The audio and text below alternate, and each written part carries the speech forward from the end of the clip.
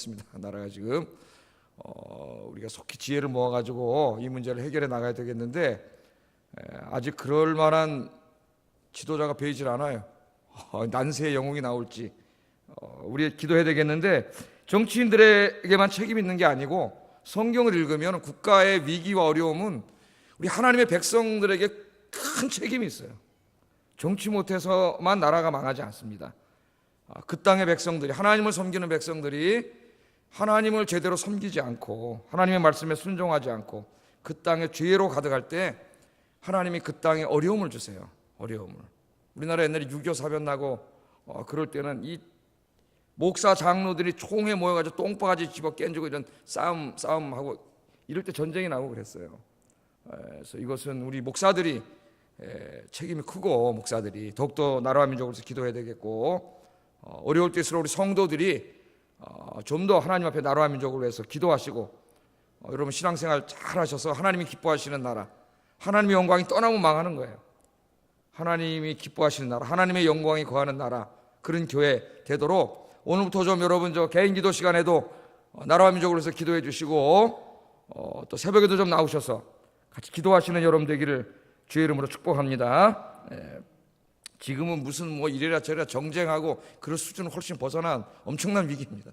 국가의 위기예요. 누가 이 문제를 지혜롭게 해결할 어떤 그런 지도자를 하나님이 이 민족에게 달라고. 이 지도자는 하나님이 주시는 그 민족의 선물인 것 같아요. 훌륭한 지도자가 또 나올 수 있도록 여러분 위해서 기도해 주시기 바랍니다.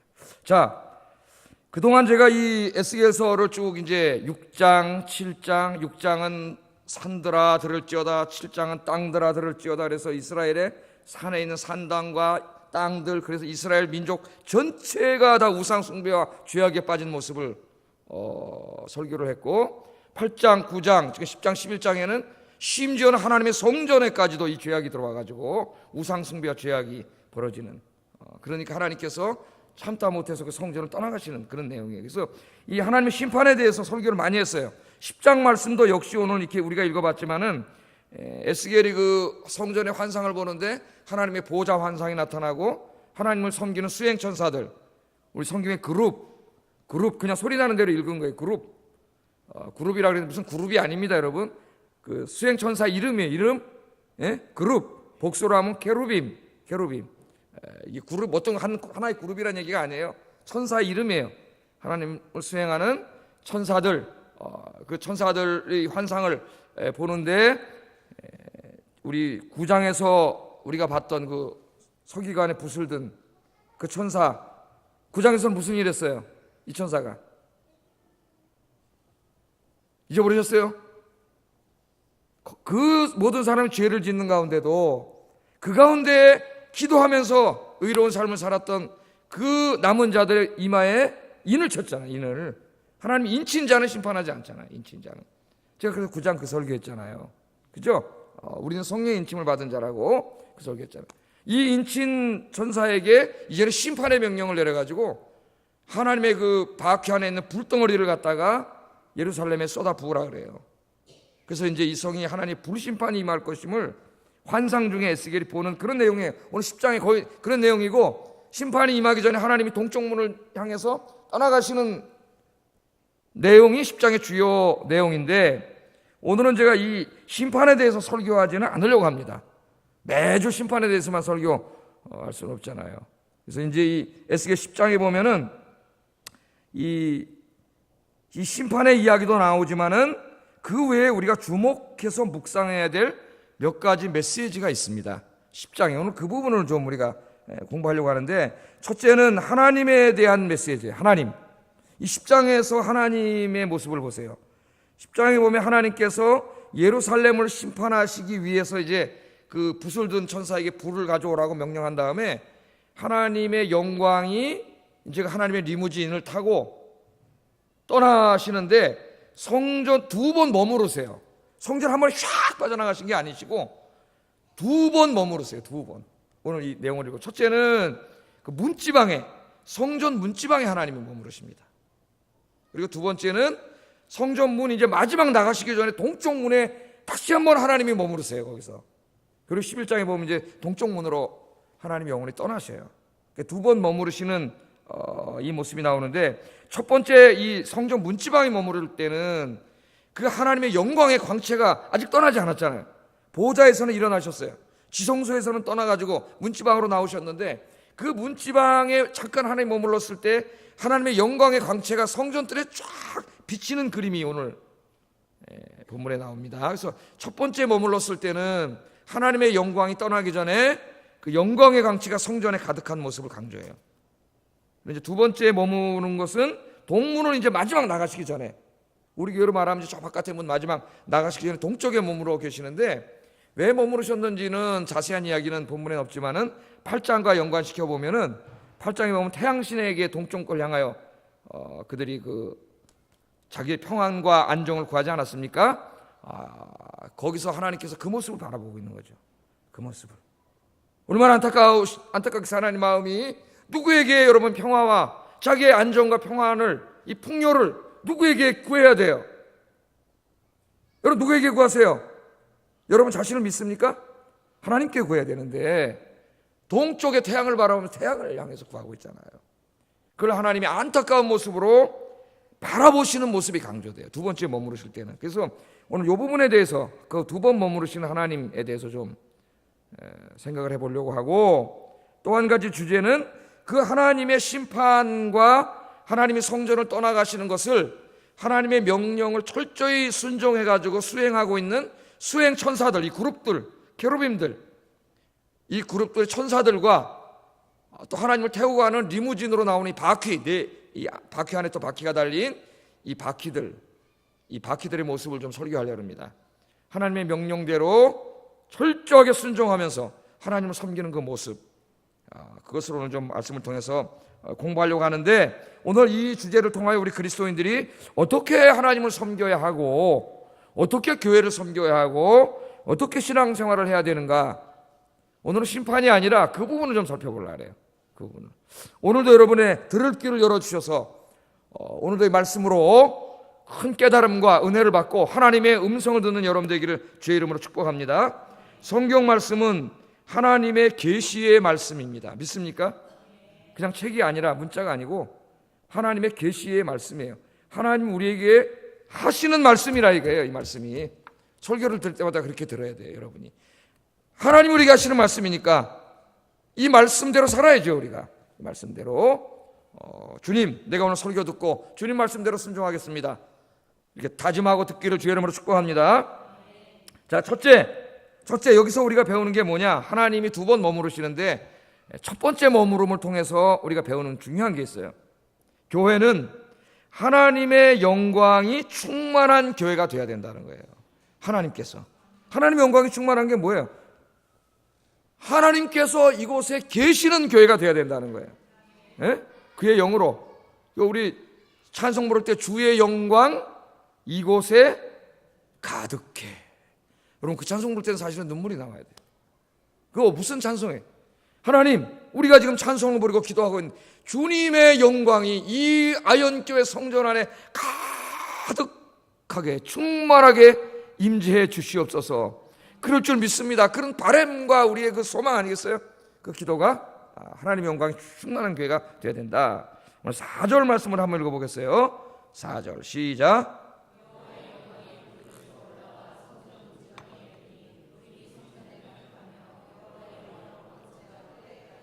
아멘. 자, 하나님이 이렇게 그 죄악이 너무 가득해가지고 마지막 그 붓을 든 천사에게 불을 가져와서 예루살렘에 쏟으라고 9절까지 1절 9절까지 그 내용이죠. 주 내용이 쏟으라고 말씀하시면서 이제 하나님은 거기서 있을 수가 없잖아요. 하나님은 죄악이 가득한 곳에 절대 거하시지 못해요. 그래서 하나님이 가시는데 샥 가시는 게 아니라 문지방에, 오늘 성전 문지방에 이르니 성전 문지방에서 멈추셨어요. 가시다가. 이 하나님의 안타까운 마음이 여기 잘 드러나지 않습니까, 여러분? 그런 걸 우리가 읽을 줄 알아야 돼요. 구름이 성전에 가득하고, 여러분 하나님의 영광이 임하면 항상 이 성전에 뭐가 가득해요? 구름이 가득하죠. 하나님의 영광을 우리가 볼 수가 없어요. 보면 죽기 때문에. 그래서 구름 속에 하나님의 영광이 갇혀요. 이게 숨겨져. 하나님의 영광이 가득해. 구름이 가득하며 그 하나님의 여호와의 영화로운 광채가 하나님께서 그 뜰에 오시니까 하나님의 그 영광의, 창조주의 영광의 강치가 성전 뜰에 쫙 가득했다는 거예요. 환하게 비치는 그 모습을 지금 4절에 이제 성전의 마지막이 될 거예요. 하나님 나가시니까 비추고 있습니다. 에스겔이 뭘 우리에게 보여주려고 할까요? 하나님이 성전은 이런 곳이 돼야 되는데, 그죠? 성전 이런 곳이 돼야 되잖아요. 하나님께서 영광 중에 거하시면서 그 찬란한 생명의 빛, 창조주의 영광의 빛이 비추는 곳이 돼야 되는데, 그 성전 안에 있는 사람들이 죄를 지음으로 하나님이 거하실 수 없는 곳이 돼가는, 하나님은 떠나실 수밖에 없는데 하나님 거기에 머물러 계시는 그 안타까운 모습이에요. 하나님께서 성전에 머물러 계실 때까지는, 적어도 그때까지는 하나님의 영광의 광채로 성전은 가득했습니다. 얼마나 영광스러워요. 우리가 하나님의 영광의 광채를 볼 수는 없지만은, 기도를 많이 하고 신앙생활을 잘 하시는 분은 어떤 교회 예배에 참석하면은 이렇게 느껴져요. 영적으로 이렇게 느껴집니다. 보여지진 않는다 할지라도 이게 느껴져요. 어떤 데는 이게 찬바람이 불고 그런 냉랭한 느낌이 있는 곳이 있고, 어떤 곳은 정말 들어가면 그 온기와 이런 게 이렇게 느껴지는 그런 교회가 있어요. 우리는 잘 몰라. 우리 교회 처음 오시는 분은 알 거예요. 다른 교회를 경험했다 우리 교회 오시는 분은 알 거예요. 우리는 맨날 여기 있어갖고 잘 느끼지 못할 수도 있어요. 우리 교회에 대해서. 자, 이게 얼마나 영광스러운 모습이에요. 그런데 지금 하나님께서 성전을 떠나가시려고 하고 있습니다. 하나님이 떠나면 성전은 더 이상 성전이 아닙니다. 그것은 건물이에요. 건물. 그냥 건물에 불과하고, 거기에 모여있는 사람은 그냥 인간들에 불과해요. 인간의 모임에 불과합니다. 그런 성전이 될 수밖에 없어요. 하나님하고는 아무 상관없는 모임, 하나님하고는 아무 상관없는 건물이 되는 거예요. 자, 하나님께서 성전을 떠나시니까 성전에서 하나님의 영광의 광채가 사라져버리고, 성전은 인간들이 지은 죄의 어두움으로 가득 차게 됩니다. 성전이요, 죄악의 어둠을 가득 차는 거예요. 그래서 하나님께서는 가는 베옷을 입은 천사를 통하여 성전에 불을 쏟아부으라 그래요. 불을. 그래서 여러분, 나중에 진짜로 바벨론 군대가 한 5년 후에, 이제 한 7년 후에 쳐들어와가지고 어떻게 해요? 의도적으로, 계획적으로 성전에 불을 질러요. 그래서 다 불에 타버려요. 여러분, 에스겔서 4장 5장을 에스라서 4장 5장을 읽으면, 이 무너진 성전을 지으려고 바벨론 포로로 잡혀갔던 사람들이 이제 이 나라 뺏긴 이후에 한 50년 후에 돌아오잖아요. 돌아와가지고 성전 그 터에 가봤더니 터만 남아있어. 터만. 그래서 거기서 어떻게 합니까? 그 첫 성전을 봤던, 솔로몬의 성전을 봤던 사람들이 대성통곡하고 회개하면서 울어요. 하나님 앞에. 자기들이 죄를 지고 잘못해서 하나님 영광 당하려고 성전이 불타버린 거예요. 다 없어진 거예요. 예? 거기서 회개하고 울면서, 솔로몬 성전만은 못하지만 조그만 성전 하나, 스룹바벨 성전이라고 그들이 다시 세우는 그런 일이 성경에 있습니다. 자, 여러분, 이제 587년이 되면, 몇 년 있으면 바벨론 군인들이 이 환상대로 쳐들어와서 성전에 불을 지르고, 이 예언, 이 에스겔이 본 예언은 그대로 완성이 되게 돼요. 우리가 성전에 대해서 잠깐 공부를 해보겠습니다. 아침에도 성전에 대해서 잠깐 공부를 했고, 새벽에 내일 아침 또 설교 주제가 성전이에요. 성전, 하나님의 성전. 지금 말하면 교회에 관한 것인데, 자, 이 성전이 이렇게 불탄 이후에 538년 BC에, 그러니까 이 나라가 망하고 한 50년 정도 뒤에 바벨론도 망하죠. 페르시아한테. 페르시아 통치하에 이제 이스라엘 백성들이 돌아오게 돼요. 우리 이사야 공부할 때 자세히 공부했죠. 바사, 이 페르시아 고레스라고 하는 왕의 통치하에 허락을 해줘가지고 고국으로 돌아와서 이제 성전을 짓게 돼가지고 두 번째 성전을 짓습니다. 두 번째 성전을 지어요. 이것을 이제 우리가 스룹바벨 성전이라 그래요. 스룹바벨 성전. 그 에스라서에 자세히 나와. 그것도 제가 한 7, 8년 전인가 한 에스라서를 수요일을 다 강행 다 잊어버렸었을 거예요. 다시 한번 리바이벌 해가지고 제가 뭐 거의 중요한 성경 다 강행했어요. 다시 한번 공부를 해야 되는데, 자, 그 성전이 계속 지속되는 거예요. 500년 이상 지속되는데, 나중에 이제 그 예수님 태어나기 조금 한 10여 년 전에 오면은 다 낡고 헐어지고, 그 스룹바벨 성전도 그렇게 돼요. 성전이. 그때 이제 그 유대 땅, 이 이스라엘 땅 전체를 다스리고 있던 사람이 누구냐면, 여러분이 잘 알고 있는 헤롯 대제입니다. 헤롯 대제. 헤롯이라고 하는 사람이에요. 그 헤롯이 누구냐면은 예수님 탄생할 때 아기들을 다 죽였던 바로 그 헤롯. 예? 마태복음 제일 앞에 나오는 바로 그 헤롯이에요. 그 헤롯. 이 헤롯이라고 하는 사람이 예수님이 태어나시기 한 15년 전에, 그러니까 BC 19년에 이 성전을 리모델링할 계획을 세웁니다. 리모델링. 유대인들에게 환심을 살려고. 이 헤롯은 건축이 아주 뛰어난 사람이에요. 그래서 이 성전을 짓는데 리모델링 하려다 보니까 이게 무슨 그냥 다 헐어졌어요. 그래서 리모델링이 아니라 그냥 완전히 새로 지어요, 성전을. 이 몇 년에 시작했다고요? BC 19년. BC 19년에 예수님 예수님 BC 한 4년에 정도 태어나셨으니까 AD BC가 좀 한 4년 차이가 있어요. 이게 잘못해가지고. 그러니까 예수님 태어나기 한 15년 전에 이 성전을 짓기 시작하는 거예요. 그래서 성전을 이제 짓기 시작하는데, 이 성전이 10년 정도 지으면서 중요한 뼈대는 다 완성됐지만은 이 성전이 최종적으로 완성된 때가 언제냐면은 AD 63년이에요. 예수님은 몇 살에 대략 돌아가셨어요? AD 한 30년 정도에 돌아가셨으니까 예수님이 사역하실 때에도 성전은 계속 지어지고 있었어요. 다 진성전이 아니에요, 예수님 때 그 성전이. 예? 내일 새벽인데 이 성전이 나오는데 계속 지어지고 있었어요. 그 예수님 돌아가시고도 한 30년을 더 졌어요. 그러면 이게 지금 몇 년 지은 성전이에요? 63년에 완공됐으니까 82년 동안 성전을 짓습니다. 82년. 그 사람 죽었지만 헤롯은 그 자식 해가지고 계속 지은 이 성전인데, 이 성전은 고대 건축물 중에서도 가장 유명한 건축물이에요. 건축학적으로도 어마어마한 규모의 이 건축물인데, 그 규모가 솔로몬 성전의 2배가 넘습니다. 그러니까 성전의 건물, 웅장함, 화려함으로 따지면 예수님 시대의 그 이방인이었던 그 헤롯은 이방인이죠. 이두메 사람이에요. 이두메가 구약에는 어느 나라 사람이에요? 에돔 사람이에요. 에돔 사람. 야곱의 누구예요? 형. 에서의 그 자식들, 그쪽 라인이에요. 그 유대인한테 환심을 살라고 이제 성전을 줬는데, 솔로몬 성전의 2배를 지었고, 그 크기와 규모와 화려함과 웅장함이 고대의 이 건축가들이 봐도 입이 딱 벌어질 정도의 어마어마한 건물이에요. 그게 예수님 시대의 그 성전이. 무려 이 성전을 짓는데 18,000명을 동원했다고 하니까요. 18,000명. 엄청난 성전을 졌습니다.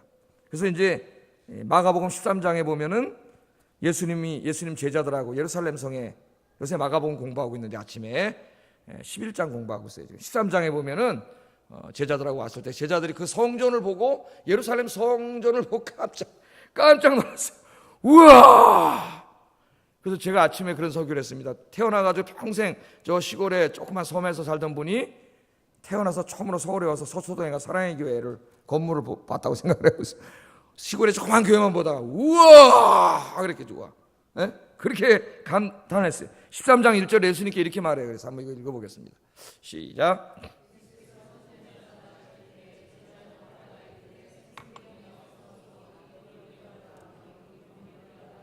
예, 너무 건물이 웅장하고 화려하고, 선생님 예수님한테 예수님이 이거 좀 보세요, 이걸 좀. 저 시골의 회당하고는 상대도 안 되는 이 건물과 돌과 그 대리석으로 지은 그 웅장함과, 우와, 대단하지 않습니까, 예수님? 마치 그 건물이 화려하고 하나님이 거기 계신 것처럼 그런 생각이 들 정도로. 그랬더니 예수님 뭐라 그러셨어요? 예수님이 2절에 이렇게 대답을 하셨습니다. 읽어보겠습니다. 시작.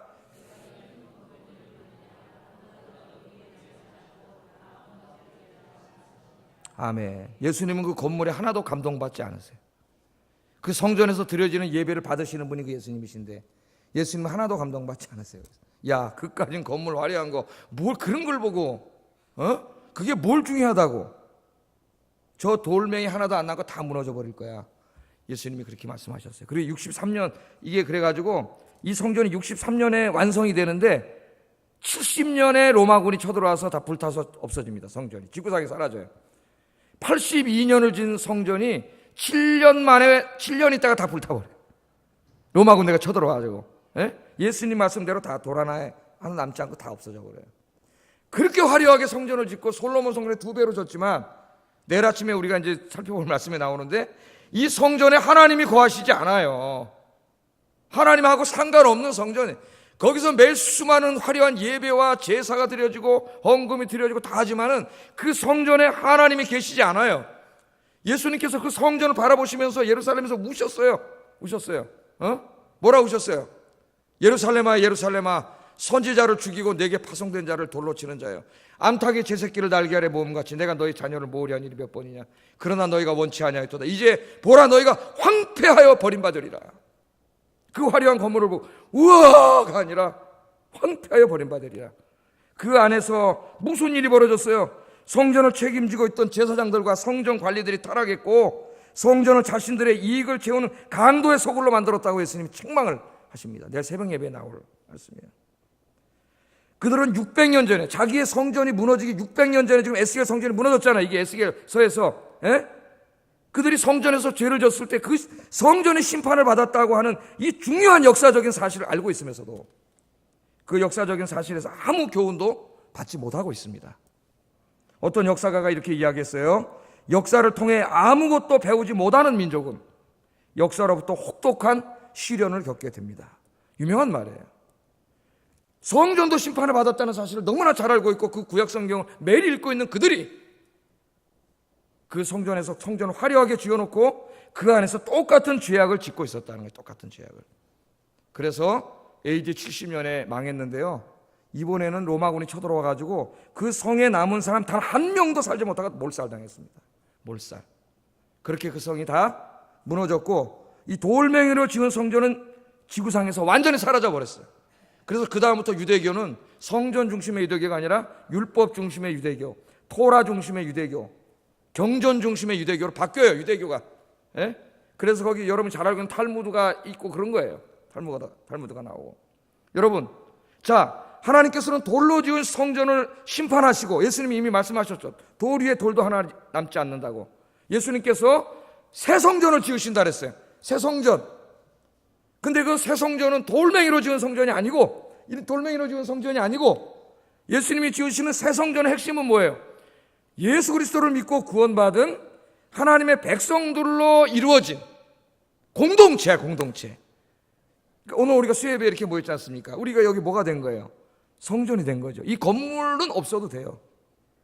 오늘 우리가 여기 야외에 모였어도 주님의 이름으로 우리가 모였으면 성전이에요. 근데 이제 비가 오면 어떻게 우리가 예배를 드려? 그러니까 건물도 필요한 거예요. 어떤 사람은 건물이 다 필요 없다는데 그러면 어디서 예배를 드리고 어디서 뭐예요?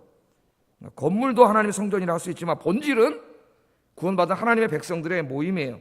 우리가 새로운 교회를 하나님이 만드셨습니다.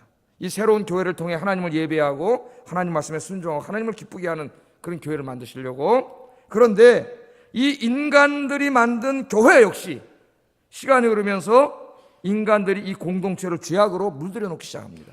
죄악으로. 그래서 예수님께서 이미 요한계시록에 오면은 회개하라고 이야기하면서 에베소 교회에 회개하지 않으면 하나님께서 촛대를 옮기시겠다고 경고하세요. 촛대를 옮기는 거나 구약의 성전을 심판하시는 거나 똑같은 거예요. 그 교회 건물 있고 사람이 모이면 뭐해? 하나님 촛대를 옮기셨는데, 하나님 떠나가셨는데, 그런 교회 뭐 합니까? 맨날 모여서 싸우고 지구 볶고 맨날 그런 건 하고 있지 않습니까? 여러분, 그런 교회 얼마나 많아요. 촛대를 옮기시겠다고 했는데 그러나 인간들이 깨닫지 못합니다. 그 기독교 역사 2000년을 보세요. 콘스탄틴 대제에 의해서 기독교가 자유를 얻게 돼. 이제 그 전까지 박해받는 기독교였는데 박해받지 않아요. 자유를 얻게 되고 힘과 돈을 갖게 되니까 교회가 다시 타락하기 시작해요. 1000년 동안 타락하기 시작해요. 하나님의 말씀에서 벗어나요. 깨닫지 못하는 거예요. 다시 타락해요. 그 중세 유럽의 카톨릭 교황들은 경쟁적으로 다시 돌로 된 건물을 짓기 시작했습니다. 지금 여러분들이 유럽 여행 좋아하시는 분들은 가셔가지고 관광하고 오시는 그 건물들이 다 성도들이 피와 땀 헌금을 다 걷어들여가지고 엄청나게 화려하게 지은 그 돌로 만든 성전을 인간들은 또 짓기 시작하는 거예요. 돌로 만든. 그래서 그 성전 안에서 하나님은 몰아내고 하나님은 쫓아내버렸어요. 우상과 세속적인 것들로 중세 교회가 1000년을 교회로 그렇게 가득 채웠어요. 오늘 에스겔 시대 이 사람들처럼 오늘날 그 교회들이 어떻게 됐습니까, 여러분? 하나님을 예배하는 성전이 아니라 사람들이 몰려와서 사진 찍고 웃고 떠드는 관광지가 되어버렸어요. 관광지가. 하나님이 촛대로 옮겨 버렸습니다. 1000년 이상을 기독교 국가로 존재하면서 기독교 문명을 꽃피웠던 비잔틴 제국, 동로마 제국이 지금은 이슬람 세력들에 의해서 점령되고 국민의 거의 95% 이상이 무슬림들이에요. 무슬림들. 이슬람교를 믿는 사람을 무슬림이라 그래.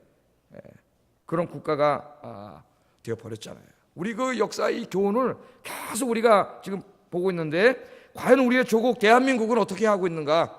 하나님의 복을 받아서 하나님 교회에 많은 부흥을 주시고 그렇게 한 지금, 경제적인 어느 정도 부흥도 있고, 그런 지금 과연 우리 목사와 우리 교인들이 어떻게 하고 있는가, 우리 깊이 반성해야 됩니다.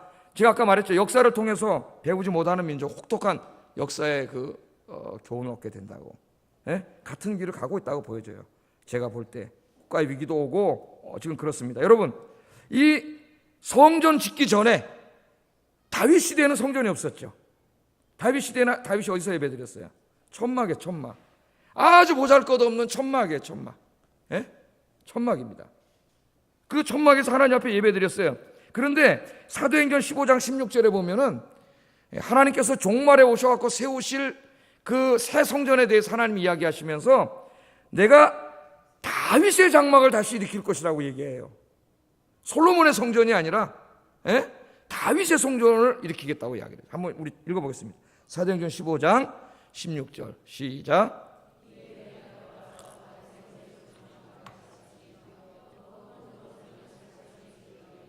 아멘. 이후에 내가 돌아와서 다윗의 무너진 장막을 다시 지으며, 뭘 다시 지어요? 다윗의 무너진 장막, 그 천막으로 된 교회를 짓는데 하나님이, 아니 저 무슨 헤롯 성전을 짓거나 솔로몬 성전을 짓거나 지금 몇천억짜리 교회를 짓거나 뭐 이런 말씀을 하시는 게 아니라 다윗의 무너진 장막을 다시 일으키기를 원한대요. 하나님의 마음이. 그 무슨 말씀이에요? 왜 그런 말씀을 하셨을까요? 이 돌멩이로 교회 지면 안 됩니까? 대한민국 교회 다 돌멩이로 졌는데, 필요하면 져야죠. 너무 사치하지 않게 질 필요가 있겠죠. 교육도 위해서다. 난 그런 거 자체를 반대하지는 않아요. 그러나 하나님이 여기서 원하시는 게 그런 화려하게 저는 뭐하냐 이거예요. 그 안에 뭐가 있어야 돼요? 하나님이 거하실 수 있는 교회가 돼야지요.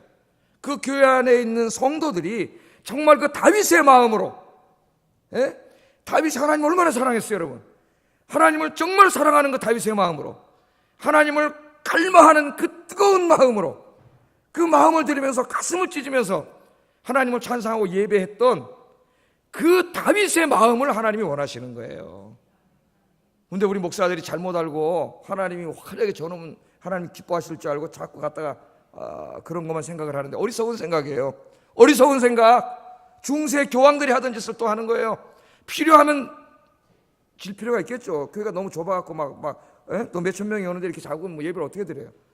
그러나 그때에도 겸손하게, 화려하지 않게 예배 드릴 수 있게 이렇게 잘 질 필요는 있겠죠. 그러나 하나님이 정말 원하는 건 그게 아니에요. 그 교회 안에 모인 그 사람들의, 바로 여러분들의 하나님을 향한 갈망과 하나님을 향한 사랑, 다윗과 같은 마음을 원하세요.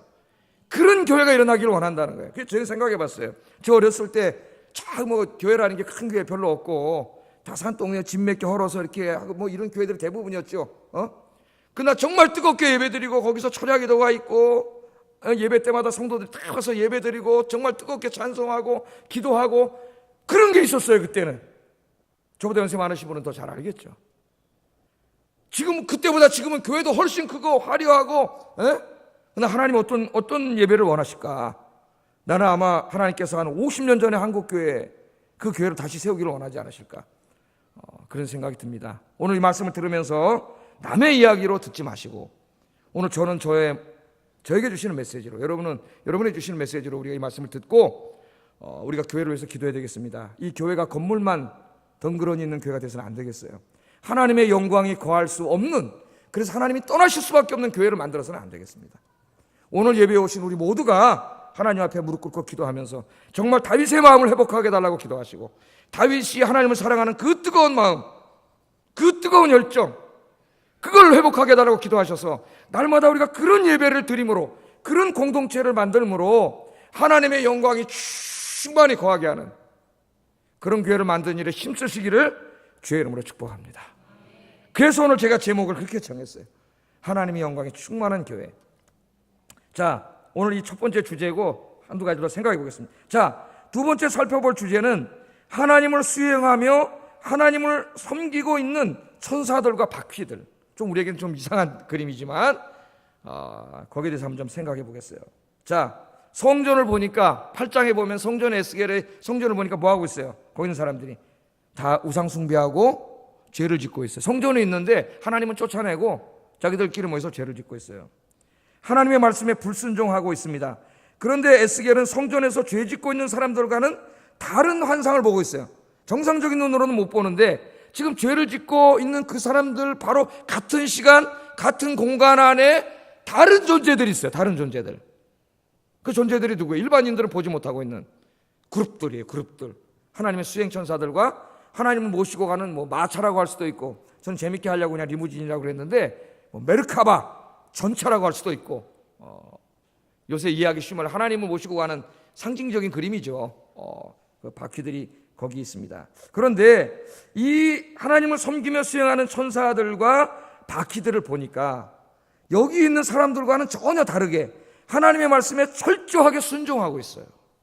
순종. 그러니까 인간의 세계는 불순종하고 있는데 천상의 세계에 천사들은 하나님을 섬기는, 가장 가까이서 섬기는 그들은 철저하게 순종하고 있는 거예요.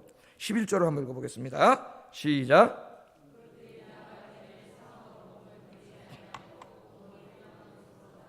아멘. 이 천사들이 움직이는 모습을 보세요. 예수님을, 하나님을 태우고 모시고 이렇게 가는데, 우리 1장에서도 공부했죠. 동서남북 사방으로 이렇게 이제 네 천사가 이렇게 있고 바퀴가 네 개가 있잖아요. 이렇게 네 천사가 있는데, 그런데 이 천사들이 지금 어떻게 하고 있어요? 사방으로 몸을 돌리지 않아. 사방으로 몸을 돌려서 자기 방향으로 가려면 어떡할까요? 찢어지겠죠. 막 일로 가고 절로 가고. 그런데 그렇게 하지 않고 사방에 천사들이 있는데 지금 보면 어떻게 해요? 머리 향한 곳으로 나가. 머리 향한 곳으로 나가요. 그러니까 여기 머리는 뭐의 상징이에요? 신약에는 이제 교회의 머리가 그리스도잖아요. 예수 그리스도. 하나님을 상징하는 거예요. 그러니까 하나님이 말씀하신 곳으로 일사불란하게 순종하고 가는 거예요. 그래서 에스겔은 여기서 뭘 보는 거예요? 순종하지 않는, 불순종하는 인간들. 그러나 하나님을 가까이서 섬기는 천사들은 하나님의 말씀에 철저히 순종하고 있는 모습을 보게 됩니다. 순종하고 있는 모습을. 그래서 우리의 신앙생활이라는 것은 뭐냐? 내 마음 내키는 대로 하는 게 아니에요. 오늘 수요일인데 아이 좀 찌뿌둥하고 가기 싫어. 에이 오늘 쉬자. 그 내 마음대로 하는 게 아니에요. 신앙생활은 하나님이 기뻐하시는 대로 하는 거예요. 하나님이 한국교회 수요예배를 만들어놨어요. 예배 받기를 원하시니 오늘 어떻게 돼요? 수요 예배 가야 되는 거예요. 하나님 앞에 신앙생활은 내 마음대로 하는 게 아니라 하나님의 말씀에 순종하는 겁니다. 따라하겠습니다. 신앙은 순종입니다. 전도하라고 했으니, 하나님이 땅끝까지 이르러 증인이 되라고 했으니, 파수꾼이 되라고 했으니, 듣든지 안 듣든지 가서 전하라고 했으니 우리는 어떻게 돼요? 순종해야 돼요. 순종. 안 하면 불순종하는 거예요. 불순종. 신령과 영과 진리로 예배, 성령과 진리로 예배하라고 했으니 우리 예배 드릴 때 영과 진리로 드린 예배를 드려야죠. 순종하는 거예요. 신앙은 순종입니다. 신앙생활 누가 제일 잘하냐? 하나님 말씀대로 사는 사람. 가라 그러면 가고, 가지 말라 그러면 안 가고, 쓰라 그러면 쓰고. 어떻게 보면 너무 어린 나이 같지만 말씀대로 가는 거예요. 말씀대로. 그래서 여러분 이제 가을이에요. 성경 말씀 많이 읽으면서 하나님 말씀대로만 하세요. 말씀대로만. 그럼 하나님 기뻐하세요. 복을 주시고. 하나님 절대로 안 떠나세요. 여러분 곁을. 순종하는 여러분 되기를 주의 이름으로 축복합니다.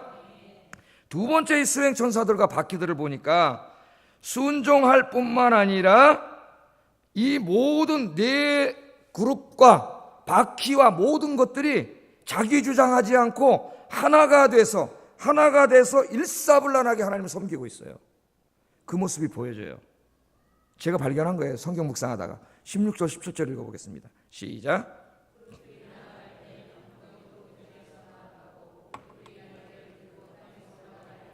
바퀴가 그 곁을 떠나지 아니하며 그룹들이 서면 이들도 서고 그룹들이 올라가면 이들도 함께 올라가니 이는 생물의 영이 바퀴 가운데에 있음이더라.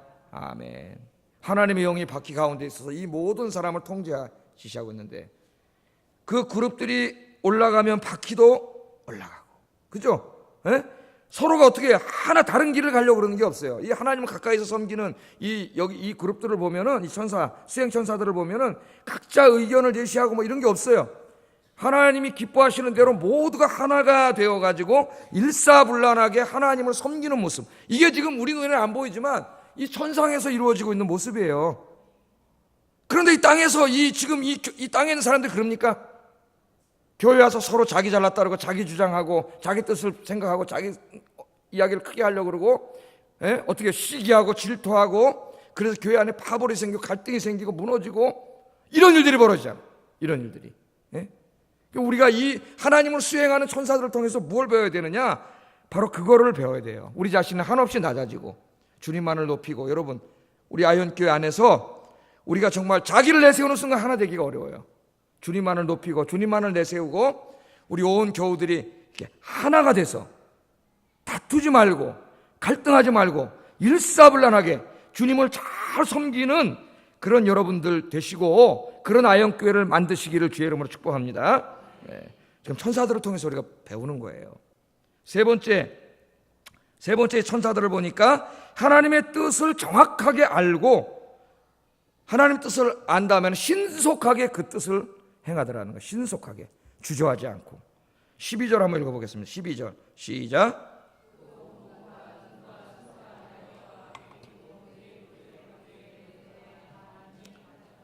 이 좀 이상스러운 모습이에요. 에스겔이 보니까 이 천사들의 온 몸과 등과 손과 날개, 또 그 밑에는 바퀴에 뭐가 가득해? 눈이 가득하대. 눈이.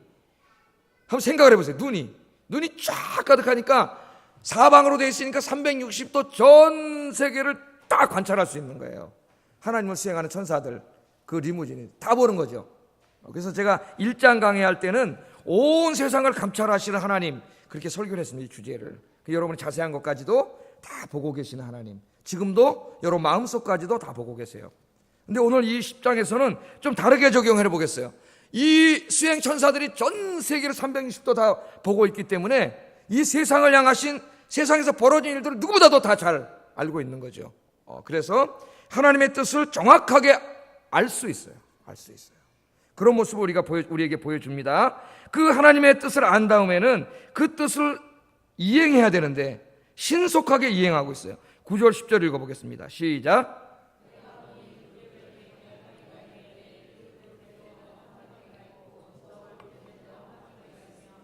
그 바퀴 모양은 황옥 같으며 그 모양은 내시꽃 같은데 마치 바퀴 안에 바퀴가 있는 것 같으며. 이것도 1장에서 우리가 공부를 했는데, 바퀴가 이렇게 네 바퀴가 있으면 자동차는 어디로밖에 못 가요? 앞 아니면 뒤로밖에 못 가죠.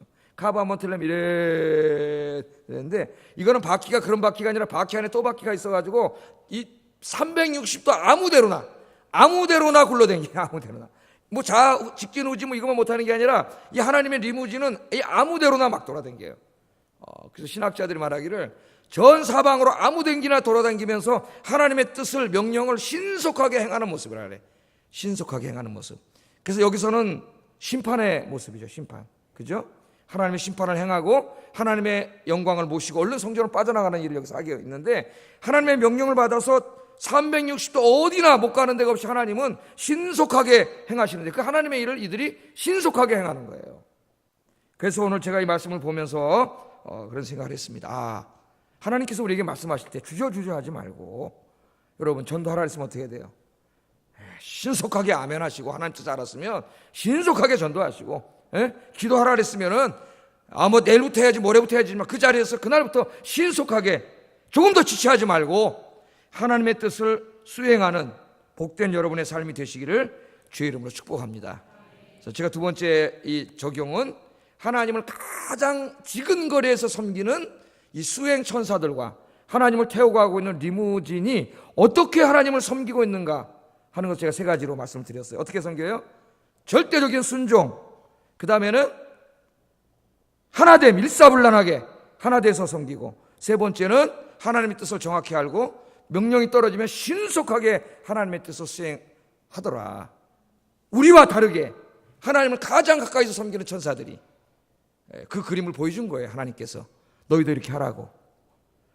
오늘 이 그림대로 신앙생활하는 여러분 되기를 주의 이름으로 축복합니다. 마지막 한 가지만 살펴보고 오늘 설교를 마치겠어요. 자, 이 이제 수행 천사들 그 바퀴가 있는데, 하나님의 영광이 문지방을 떠나서 드디어 그 마차에, 리무진에 하나님의 영광이 타셨어요. 그래가지고 이제 이 하나님을 태운 이 수행 천사들과 마차가 성전을 빠져나가가지고 이제 마지막 가스타 동문 문 쪽으로 쭉 나가시는 찰나인데, 이게 이제 몇 절부터 나면 18절부터 나가시려고 하는 그 찰나인데, 하나님께서 동쪽 문에 갑자기 머무르세요. 19절 한번 읽어보겠습니다. 시작.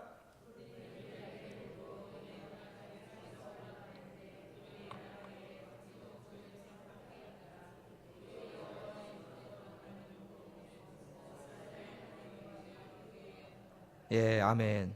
문지방에 한번 머무셨던 하나님께서 이제 동쪽 문만 나가면 성전으로 나가시는 거예요. 끝이에요, 끝. 이제 하나님의 영광이 떠난 그 건물은 저주받은 건물이 되는 거예요.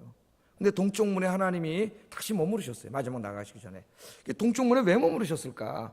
당연히 에스겔 주석학자들은 관심을 갖겠죠. 왜 하나님께서 거기 머무르셨을까? 근데 이 본문에 보면 19절 이하에 보면 잘 이렇게 정확한 이유는 나오지 않아요. 하나님의 영광이 동쪽 문에 가득했다는 이야기만 나오고, 그런데 우리가 8장을 우리가 이미 공부했기 때문에 8장을 읽어보면 이 동쪽에서 뭘 하고 있었습니까? 8장 16절 한번 보세요. 8장 16절.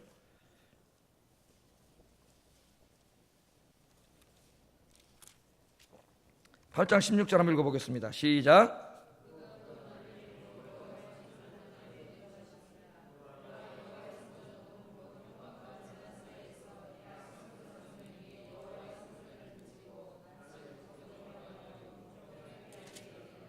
아멘.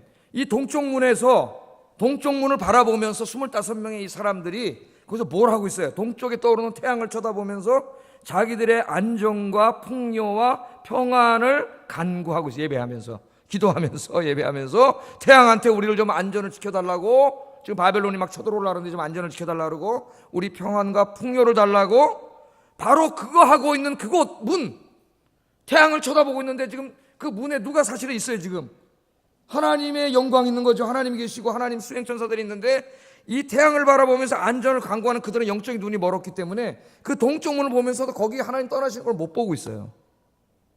이제 이게 11장에 보면 이 정말 한심한 사람들이 이제 하는 짓이 나옵니다. 11장에 하나님의 영광이 동쪽 문으로 지금 떠나고 있는데 그쪽을 쳐다보면 태양만 보이지 그 성전을 떠나는 하나님이 보이지 않아요. 느끼지 않아요. 영적으로 어떻게 된가? 무감각해지고 영적인 장님이 된 거예요. 눈은 뜨고 보면 뭐해? 정말 중요한 걸 보지 못하는데. 그래 하나님이 거기를 가시다가 그 동쪽을 바라보면서 태양을 보고 안전을 지켜달라고 그러고 풍요를 얻게 해달라고 복을 구하는 그들을 보고 하나님이 거기에 왜 서셨겠어요? 에? 하나님이 그 안타까운 마음이 여기서 보여지지 않습니까? 여러분, 여러분에게 안전과 평안과 풍요를 주시는 분이 누구세요? 정말로 그렇게 믿습니까? 믿으시기를 주의 이름으로 축복합니다. 여러분의 안전을 지켜주시고 여러분이 하는 일이 잘 되게 복을 주시고 여러분 마음속에 평안을 주시는 분은 태양이 아니라 누구예요? 하나님이세요. 하나님. 그러면 그것을 얻기 위해서 여러분은 어떻게 해야 되는 거예요? 하나님 앞에 무릎 꿇고 기도하고 예배하고 하나님을 의지하고 살아야 되는데 지금 이들이 안정과 풍요를 엉뚱한 데서 구하고 있는 겁니다. 엉뚱한 데. 제가 8장 설교할 때 이야기했죠. 여러분의 안전책은 하나님이 되시기를 바랍니다. 여러분이 정말 하나님이 여러분의 안전책이라고 확신할 때 여러분 정말 hang on to 신앙이 those 3 진짜 points 신앙이에요. and you'll find that the 근데 그렇지 exegesis 않아요, does in 교회가. fact work. Promise. 하나님이 안전책이 아니에요. Quinn. 하나님으로는 불안하기 때문에 내가 자꾸 다른 안전책을 강구하는 거예요. 물론 제가 얘기했죠. 자기 미래를 위해서 좀 준비하고 그런 자체가 나쁜 건 아니라고. 그러나 여러분 궁극적으로 여러분의 안전과 노후와 미래와 모든 걸 지켜주시는 건 하나님이세요. 이들이 하는 짓과 우리가 하는 짓이 별로 다르지 않아요. 지금 하나님이 그 모습을 쳐다볼 거예요. 동쪽 문에서 하나님 앞에 성전을 바라보고 기도하지 않고 태양을 바라보면서 엉뚱한 짓 하고 있는 그들을 바라보는 하나님의 마음이 오늘 하나님은 전적으로 의지하지 않고 자기가 가진 부동산, 돈 몇 조가리 쳐다보면서 거기에서 안정을 구하고 있는 우리의 모습, 우리 아마 동일하게 안타까운 마음으로 하나님이 바라보고 있지 않을까. 오늘 제가 설교를 준비하면서 그런 생각을 했습니다. 여러분, 제가 이제 한 가지 말씀드리고 설교 마치려고 하는데, 여러분이 잘 알고 있는 한나라고 하는 여자를 여러분 잘 아시죠? 아들이 없어서 절망적인 상황이 있었죠. 그래서 이제 남편의 두 번째 부인인 분인나에게 온갖 모욕과 수치를 당했죠. 어떻게 했어요? 그 사람이 원모하고 싸우지 않고 남편하고 싸우고 그 분인나하고 싸우지 않고 누구랑 싸우러 갔어요? 싸운다 그러면 이상하지만 기도가 씨름이에요. 야곱이 씨름했다 그러잖아요. 그러니까 여러분 힘들고 어려운 일 있으면 엉뚱한 데 가서 하지 말고 기도굴에 와서 하나님, 여기 저 교회에 와서 하나님과 싸우시기를 주의 이름으로 축복합니다. 다른 데 기도하기 어려우면 저 관리사한테 문 좀 열어달라 그래가지고 그럼 문 열어주세요. 이상한 사람 열어주지 말고 우리 교회는 와서 기도하세요. 본당에 와서 조용하게. 그러면 문제는 거기서 해결되는 거예요. 하나님께서. 그래 이 한나가 하나님 앞에 가서 기도했는데 얼마나 기도에 몰입했는지 제사장이 볼 때 술 먹은 여자, 술 취한 여자인지 알 정도로 하나님 앞에 기도에 몰입하고 그냥 흐느끼면서 기도해가지고 하나님 기도를 들어주셨어요. 자식을 주셨고 세 아들과 두 딸을 더 주셨어요. 하나님께서. 할렐루야. 이 한나가 이 중요한 걸 깨달았죠. 이 기도를 통해서 깨닫는 게 참 중요한 거예요. 그 자기 고백을 합니다. 기도로. 그 내용이 사무엘상 2장 1절 8절 이 긴 내용인데 여기 굉장히 중요한 내용이 다 있어요. 여기 이게 한번 좀 보겠습니다. 한나가 기도하여 이르되, 이 사무엘을 주신 다음에 내 마음이 여호와로 말미암아 즐거워하며, 여러분 기도하면 여호와로 말미암아 즐거운 일이 생깁니다. 여호와로 말미암아 높아졌으며 내 입이 내 원수를 향하여 크게 열렸으니 이는 내가 주의 구원으로 말미암아 기뻐함이니이다. 하나님이 기도 응답을 받고 아들을 얻고 기뻐하는 거예요. 여호와 같이 거룩하신 이는 없으시니 이는 주밖에 다른 이가 없고 우리 하나님 같은 반석도 없습니다. 이걸 깨달았어요. 이 사람들 못 깨닫고 있잖아요 지금. 동쪽 면에 하나님이 있으면 그 하나님 더 봐야 되는데 그것도 못 보고. 그래서 뭐라 그래요? 용사여 이 심히 교만한 말을 다시 하지 말 것이며 오만한 말을 너 입에서 내지 말지어다. 여호와는 지식이 하나님이라 행동을 달아보시느니라. 용사의 활은 꺾이고, 용사 얼마나 셉니까? 그래서 하나님 그 활도 꺾으세요. 용사의 활은 꺾이고 넘어진 자는 힘으로 띠를 띠도다. 풍족하던 자들은 양식을 위하여 품을 팔고 줄이던 자들은 다시 줄이지 아니하다. 부자들을 그냥 갑자기 가난하게 만들고 가난한 자를 부유하게 한다는 거예요. 전에 임신하지 못한 자는 7을 낳았고 많은 자녀를 둔 자는 쇠약해졌도다. 그 다음에 보세요. 여호와는, 같이 한번 읽어보겠습니다. 시작. 여호와는